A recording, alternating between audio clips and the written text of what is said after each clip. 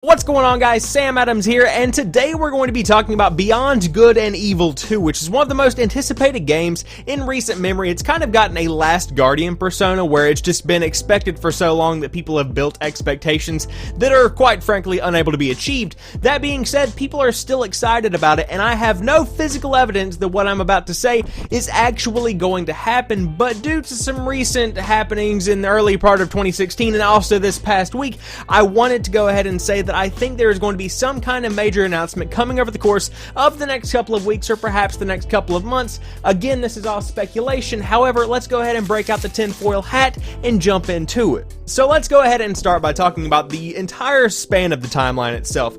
So I've kind of gone through and outlined the history of Beyond Good and Evil, the original, which started in 2003 with the original release on the PlayStation 2, GameCube, Xbox, and PC. And by no means was this some kind of blockbuster game. You know, this wasn't one that set records, but it had such a dedicated fan base and it was a pretty good game, so it did stick around and a lot of people did want more of that kind of game. The next we really heard about the entire franchise was in 2008 with the announcement of Beyond Good and Evil 2 with the famous trailer that looks pretty good, and this game was supposed to come out on the Xbox 360 and PlayStation 3. And let me tell you, that trailer even got me excited, and I wasn't really that into the original Beyond Good and Evil at that point. I had never really played it. Now, I will say that this trailer had nothing to do with any kind of actual gameplay. It gave no hints to the story. It pretty much was just something to get people excited for the game.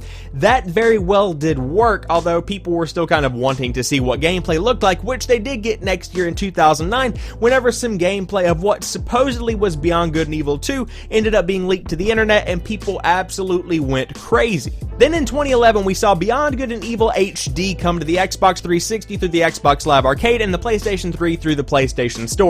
Now, this is where I really got my gameplay experience from, because I did play it on the PlayStation 3. However, I did not finish it. I will go ahead and admit that now. I just kind of got sidetracked, school stuff was going on, etc., etc., you know, excuses, whatever. But it did come out on the PlayStation 3 and Xbox 360, giving the game that people loved a new coat of paint, and it kind of brought it to a new generation of gamers. That's something I always tend to support. And so that's what happened in 2011, but the next we actually heard significant news about the game was in this year, in 2016, back in April. It was around this time that the Beyond Good and Evil trademark was actually renewed, which also renewed people's faith that the game was still happening. And then around E3 time, Ubisoft came out and said that Michael Ansel, I believe is how you say that name, he was the original guy that came up with Beyond Good and Evil, the first one that came out way back in the day. He was still working on Beyond Good and Evil 2, although for the moment, his primary focus would be on the PlayStation 4 game that's coming out in the next couple of years by the name of Wild, which looks really impressive. We'll talk about that in another video, but it was confirmed that he was still working on Beyond Good and Evil 2, and it actually is still happening at some point if the project just doesn't get swept under the rug like it has been for the past nearly a decade. Alright, so now let's talk about the speculation side of this video. So, earlier in the week, the Xbox Live games with Gold for August 2016, they were all announced. Now, obviously, you have games for the Xbox One and Xbox 360, but the most notable out of all of these games, at least from my opinion, was Beyond Good and Evil HD. Now, there are some people that don't even know this game exists. There is a very niche group of people that does appreciate this game for what it actually is, and so it got a lot of people excited, but it also got me thinking, why would you choose this game over something that would definitely get a lot more downloads, a lot more shares, a lot more traffic on the Xbox Live marketplace? I believe it's because there's going to be some kind of impending announcement over the course of the next couple of months that is going to build up to Beyond Good and Evil 2, which I believe is a lot further along than Ubisoft is actually letting on.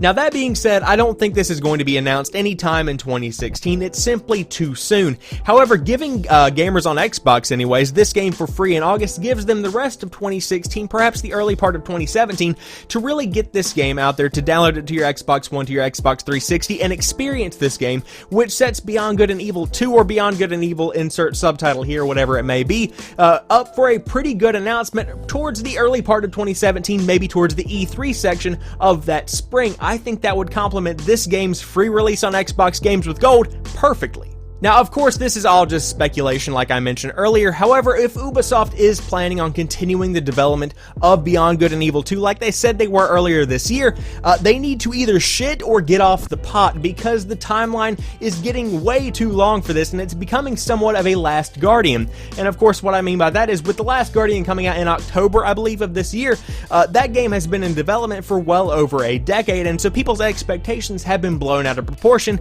similar to how people are expecting way too much of Beyond Good and Evil 2 at this point in time. Overall, I'm excited about two things. Number one, I get to finally finish Beyond Good and Evil HD and really get a full grasp of what the game has to offer and really get involved in this world and give it a good shot. And of course, I'm excited for everyone else to be able to do that as well that may have not experienced it, may have heard about the game because of the anticipation of Beyond Good and Evil 2 and never had the, chance to play it. And I'm also excited because this is pretty much hinting that there is going to be some kind of major announcement over the course of the next year, but time will tell. Maybe I'm wrong, maybe I'm right. We'll just have to wait and see. So there you guys have it. Hope you have enjoyed this video. If you did, drop me a like down below and let me know if you think I am onto something here or if I am just blowing smoke in an absolute nut job with the tinfoil hat.